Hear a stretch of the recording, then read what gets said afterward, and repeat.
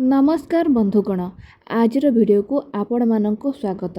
आजर video रे आमे माने जानिबा विवाहिता महिला माने बाप घरु केउ सबु जिनिस आनिबा अनुचित। बाहाघर परे महिला माने बाप घरु अनेक जिनिस आनी थांती। बाप घर लोक माने मध्य खुशी रे तांकर झियो मानकु अनेक जिनिस देई थांती, किंतु एपरि किछि जिनिस अछि जहाको विवाह परे महिला माने बाप घरु आनिबा अनुचित। ए सब जिनिस बाप घरु आनिबा द्वारा स्वामी मानक सहित अनर्थ घटे, परिवार रे अशांति घटे, स्वामी स्त्री विच्छेद होबार मध्य संभावना थाए। तेबे आजर वीडियो रे आमे जानिबा जे विवाहिता महिला माने बाप घरु केउ सब जिनिस आनिबा उचित नुहे। आउ एपरि मध्य किछि जिनिस अछि जहा बाप घरु आनिबा द्वारा बाप घर लोकंकर मध्य अनिष्ट हुए। तेबे प्रथमटी हेउची विवाहिता महिला माने बाप घरु केबे भी लंका, मसला गुंड किंबा कौनसी राग जिनिस आनिबा उचित नुहे, नहले स्वामी स्त्री संपर्क रे तिक्तता सृष्टि हुए। आज्ञा हाँ, विवाहित महिला माने केबे भी बाप घरु कौनसी प्रकार राग जातीय जिनिस एपरिकी आचार हला, मसला गुंड, मसला, लंका ए सब जिनिस आनंतु नाही। ए सब जिनिस आनिबा द्वारा आपणकर बाप घर शाशु घर संपर्क रे तिक्तता सृष्टि हुए, स्वामी स्त्री संपर्क रे मध्य तिक्तता सृष्टि हुए, काहेकि ना राग सब बेले राग बढ़ाए। तेणु केबे भी राग जातीय जिनिस बाप घरु आनिबा अनुचित। बाप घरु केवल नुह कौनसी स्थान मध्य ए सब जिनिस आनिबा अनुचित। तेणु विवाहित महिला माने मन रखंतु केबे भी बाप घरु लंका, मसला गुंड इत्यादि राग जातीय जिनिस आनंतु नाही। विशेष करी महिला माने आचार आनिया को पसंद करती, ताहा मध्य आनंतु नाही। एपरि करिया द्वारा आपणकर स्वामी स्त्री संपर्क रे तिक्तता सृष्टि हेबो। द्वितीयटी हेउची महिला माने बाप घरु केबे भी छुरी, पनिकी, कटुरी एही भली कौनसी धारुआ जिनिस आनिबा अनुचित। केबे भी बाप घरु कौनसी प्रकार धारुआ जिनिस से गोटे छुंची हेउना काहेकि, छुंची हेला, पनिकी हेला, कटुरी, कइंची कौनसी प्रकार धारुआ जिनिस आनिबा उचित नुहे। ए सब जिनिस आनिबार अर्थ संपर्क को काटिबा, कारण ए सब जिनिसर काम हेउची काटिबा। तेणु ए सब जिनिस बाप घर शाशु घर को आनिबार अर्थ हेउची बाप घर और शाशु घर मध्य संपर्क को काटिदेबा। ଏହା द्वारा कौन हुए ना आपणकर बाप घर शाशु घर संपर्क रे तिक्तता सृष्टि हुए। केवल सेतिक नुहे, स्वामी स्त्री संपर्क रे मध्य झगड़ा आरंभ हो जाए बा कलह आरंभ हो जाए, जहा द्वारा सब बेले अशांति लागि रहे। तेणु महिला माने बाप घर कौन प्रकार धारुआ जिनिस किंबा अस्त्र जातीय जिनिस, विशेष करी ए अस्त्र जातीय जिनिस आनंतु नाही। एपरिकी छुंचीटे मध्य आनंतु नाही। तृतीयटी हेउची महिला माने बाप घरु कौनसी ज्वलनशील वस्तु जेपरिकी दियासिली, किरोसिन इत्यादि आनिबा अनुचित। महिला माने मन रखंतु बाप घरु केबे भी कौनसी जलुथिबा पदार्थ किंबा जलिबार जे पदार्थ साहाय्य करे ए सब जिनिस आनंतु नाही। जेपरिकी दियासिली हला, किरोसिन सब निया जलिबार साहाय्य करे। तेणु किरोसिन हला, पेट्रोल, डीजेल ए सब जिनिस आनंतु नाही। कारण ए सब जिनिस आनिबार अर्थ होउची आपनक संसार रे निया लगाई देबा। कारण ए सब जिनिस सब बेले जलिबार साहाय्य करे, निया लगेबार साहाय्य करे, कोनोसी जिनिस केबे निया लिभेबार साहाय्य करे नाही। तेणु जे जिनिस निया जलैबार साहाय्य करे से जिनिस सब बेले संपर्क को मध्य जलैबो। तेणु आपण माने मन रखंतु केबे भी बाप घरु एहिपरि ज्वलनशील वस्तु आनंतु नाही। किरोसिन हला, पेट्रोल हेउ, डीजेल हो, दियासिली हो, जे लाइटर हेउ गैस रो ए सब जिनिस आनिबा अनुचित। चतुर्थटी हेउची महिला माने बाप घरु विवाहर कौनसी निशानी जेपरिकी सिंदूर, शंखा इत्यादि बाप घरु आनिबा अनुचित।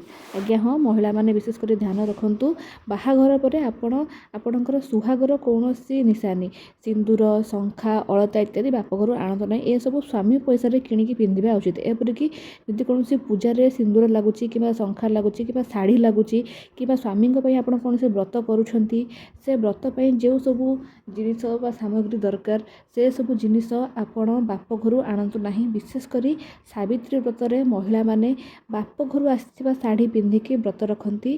तेबे मन रखंतु सावित्री व्रतर कौनसी भी जिनिस बाप घरु आसीबा अनुचित। कारण स्वामी पई आपण रखुथिबा व्रतटी स्वामी पैसा रे किबा शाशु घर पैसा रे ही हेबा उचित। केबे भी पूजा पटल अन्यर पैसा रे करा जाय नाही।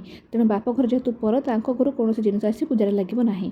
तेणु महिला माने मन रखंतु बाहाघरर कौनसी भी जिनिस आपण बाप घरु आनंतु नाही। पंचमटी हेउथुवा पूजा रे लागुथुवा कौनसी जिनिस बाप घरु आनिबा अनुचित। जदि आपणकर शाशु घरे कौनसी पूजा हेउची तेबे सेथरे लागुथुवा जे कौनसी जिनिस आपण बाप घरु आनंतु नाही। ଆପଣ ଯଦି ତା ବାପ ଘରୁ କିଛି ଆଣୁଛନ୍ତି ତା ବଦଳରେ ଆପଣ ତାଙ୍କୁ ଅଳ୍ପ କିଛି ଟଙ୍କା ଏପରିକି ଟଙ୍କାଟେ ହେଲେ ବି ଦେଇଦିଅନ୍ତୁ, କିନ୍ତୁ ବିନା ପଇସାରେ ମାଗଣାରେ ଆପଣ ବାପ ଘରୁ କୌଣସି ଜିନିଷ ଆଣି ପୂଜାରେ ଲଗାନ୍ତୁ ନାହିଁ। କାହିଁକିନା ପୂଜା ସାମଗ୍ରୀ ପୂଜାରେ ଲାଗୁଥିବା ଜିନିଷ ବା ପୂଜା ସାମଗ୍ରୀ ସର୍ବଦା ଶାଶୁଘର ପଇସାରେ ବା ଯାହା ଘରେ ପୂଜା ହୁଏ ସେମାନଙ୍କ ଅର୍ଥରେ କିଣା ହେବା ଉଚିତ।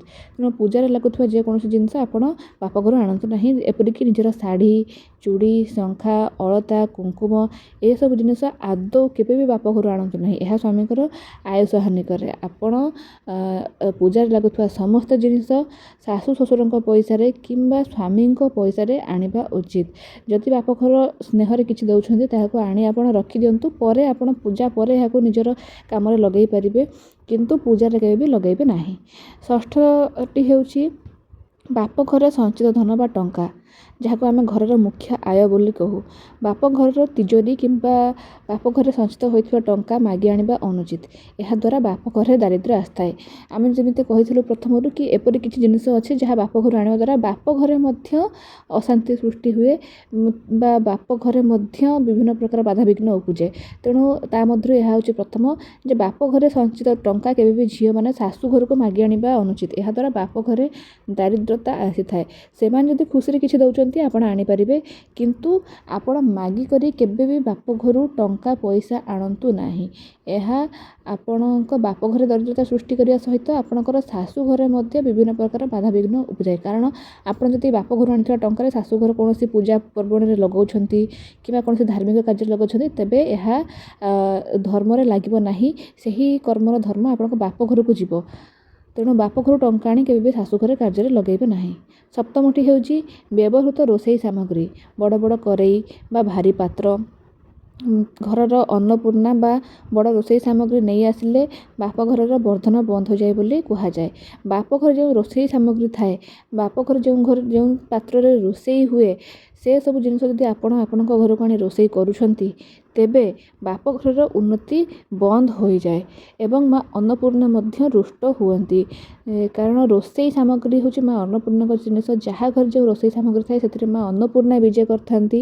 ତେଣୁ ବାପ ଘରୁ ଆମେ ଯଦି ରୋଷେଇ ସାମଗ୍ରୀ ଆଣୁଥାଉ ତେବେ ବାପ ଘରର ଅର୍ଥ ହାନି ହୋଇଥାଏ, ବାପ ଘରର ଉନ୍ନତି ହେବା ବନ୍ଦ ହୋଇଯାଇଥାଏ। ତେଣୁ ବାପ ଘରୁ କେବେ ବି ଆପଣ ବ୍ୟବହୃତ ରୋଷେଇ ସାମଗ୍ରୀ ଆଣିବେନି। ଯଦି ଆପଣ ଆଣୁଛନ୍ତି ନୂତନ ଜିନିଷ ଆଣିପାରିବେ। ଯଦି ବାପ ଘରେ ନୂଆ କଡ଼େଇଟେ କିଣିକି ଦେଉଛନ୍ତି ତାହେଲେ କିମ୍ବା ନୂଆ ହାଣ୍ଡିଟେ କିଣିକି ଦେଉଛନ୍ତି ଆପଣ ଆଣିପାରିବେ, କିନ୍ତୁ ସେମାନେ ଯେଉଁଥିରେ ରୋଷେଇ କରୁଥିବେ ସେ ଜିନିଷ ଆଣିବା ଉଚିତ ନୁହେଁ। ଅଷ୍ଟମଟି ହେଉଛି ବାପ ଘରର ସୁନା ବା ପୈତୃକ ସମ୍ପତ୍ତି। ବାପ ଘରର ମୂଳ ସୁନା ବା ପୁରୁଷାନୁକ୍ରମେ ଚାଲି ଆସୁଥିବା ଜିନିଷ ନିଜ ସହ ଆଣିବା ଉଚିତ ନୁହେଁ। ବାପ ଘରେ ଯେଉଁ ଜିନିଷ ସେମାନଙ୍କର ପୁରୁଷାନୁକ୍ରମେ ଚାଲି ଆସୁଥିବ କିମ୍ବା ବାପ ଘରର ସଞ୍ଚିତ ସୁନା, ସେସବୁ ଜିନିଷ ଝିଅମାନେ ବାପ ଘରୁ ଆଣିବା ଉଚିତ ନୁହେଁ। ଯଦି ବାହାଘର ବେଳେ ବାପା ମାନେ ଆପଣଙ୍କୁ ସ୍ନେହରେ ଯାହା ଦେଉଛନ୍ତି ଆପଣ ତାହାକୁ ଆଣିପାରିବେ, କିନ୍ତୁ ବାପ ଘରେ ଯେଉଁଟା ମାନେ ଧରି ନିଅନ୍ତୁ ଆପଣଙ୍କର ଆପଣଙ୍କର ଜେଜେମା ଯେଉଁଟା ଆପଣଙ୍କର ମାଆଙ୍କୁ ଦେଇଥିବେ, ସେ ସୁନା ଆପଣ କେବେ ବି ଶାଶୁ ଘରକୁ ନେଇକି ଆସନ୍ତୁ ନାହିଁ। କାରଣ ତାହା ବାପ ଘରର ଲକ୍ଷ୍ମୀ। ଏହା କରିବା ଦ୍ୱାରା ବାପ ଘରର ଅର୍ଥ ହାନି ହୁଏ, ବାପ ଘରେ ଦରିଦ୍ରତା ଆସେ। ତେଣୁ ବାପ ଘରର ସଞ୍ଚିତ ସୁନା ବା ମୂଳ ସୁନାକୁ କେବେ ବି ଆପଣ ନିଜ ସହିତ ଶାଶୁ ଘରକୁ ଆଣନ୍ତୁ ନାହିଁ। ସର୍ବଦା ଯଦି ବାପ ଘରେ କୌଣସି ଆପଣଙ୍କୁ ନୂଆ ସୁନାର ଜିନିଷ କିଛି ଦେଉଛନ୍ତି ଉପହାର ସ୍ୱରୂପ ଆପଣ ଆଣିପାରନ୍ତି, କିନ୍ତୁ ସେମାନଙ୍କର ସଞ୍ଚିତ ସୁନା ବା ମୂଳ ସୁନା ଆପଣ କେବେ ବି ଆଣିବେ ନାହିଁ। ଏହା ଉଚିତ ନୁହେଁ। ତେବେ ମହିଳାମାନେ ବାପ ଘରୁ ଏହିସବୁ ଜିନିଷ କେବେ ବି ଆଣିବା ଉଚିତ ନୁହେଁ। ଏହି କଥା ଗୁଡ଼ିକୁ ମାନି ଚଳିଥାନ୍ତୁ, ଦେଖିବେ ଆପଣଙ୍କର ଜୀବନରେ ବିଭିନ୍ନ ପ୍ରକାରର ଉନ୍ନତି ଆସିବ। କିନ୍ତୁ ଯଦି ଆପଣ ଏହିସବୁ ନିୟମ ମାନୁନାହାନ୍ତି ତେବେ ନିହାତି ଭାବରେ ଆପଣଙ୍କର ଜୀବନରେ ଅବନତି ଦେଖାଯିବ। ବିଶେଷ କରି ମହିଳାମାନେ ବାପ ଘରୁ ବିଭିନ୍ନ କିଛି ଜିନିଷ ବାହାଘର ପରେ ଆଣିବା ପାଇଁ ଭଲ ପାଆନ୍ତି। ବାପ ଘର ଲୋକମାନେ ମଧ୍ୟ ସ୍ନେହରେ ବହୁତ କିଛି ଦିଅନ୍ତି, କିନ୍ତୁ ଆପଣ ବାପ ଘରୁ ଆଣୁଥିବା ଜିନିଷ ସର୍ବଦା ଭାବିଚିନ୍ତି ଆଣିବେ। ଆଜିର ଭିଡ଼ିଓଟି ଯଦି ଆପଣଙ୍କୁ ଭଲ ଲାଗିଛି ତେବେ ଆମ ଚ୍ୟାନେଲକୁ ସବସ୍କ୍ରାଇବ୍ କରିବେ ଏବଂ ଲାଇକ୍ କରିବେ ଏବଂ କମେଣ୍ଟରେ ନିଜର ମତାମତ ଜଣାଇବେ। ନିଜର ବନ୍ଧୁବାନ୍ଧବ ପରିଜନଙ୍କ ସହିତ ଏହି ଭିଡ଼ିଓଟିକୁ ନିଶ୍ଚିତ ଭାବରେ ସେୟାର କରିବେ, ଯେପରି ସେମାନେ ମଧ୍ୟ ଏହିସବୁ ଜିନିଷ ବିଷୟରେ ଅବଗତ ହେବେ। ମା ଲକ୍ଷ୍ମୀ ସମସ୍ତଙ୍କର ମଙ୍ଗଳ କରିବେ, ମା ଲକ୍ଷ୍ମୀଙ୍କର କୃପା ସମସ୍ତଙ୍କ ଉପରେ ରହିବ, ଏତିକି ହିଁ ଆମର କାମନା। ଆମର ପୁଣି ଥରେ ଦେଖା ହେବ ଆଗାମୀ ଭିଡ଼ିଓରେ ଆମେ ଆହୁରି ଏପରି କିଛି ଗୁରୁତ୍ୱପୂର୍ଣ୍ଣ କଥା ବିଷୟରେ ଗୁରୁତ୍ୱପୂର୍ଣ୍ଣ ବିଷୟବସ୍ତୁ ଉପରେ କଥା ହେବା। ତେବେ ସେ ପର୍ଯ୍ୟନ୍ତ ସମସ୍ତେ ଭଲରେ ରୁହନ୍ତୁ। ଜୟ ମା ଲକ୍ଷ୍ମୀ।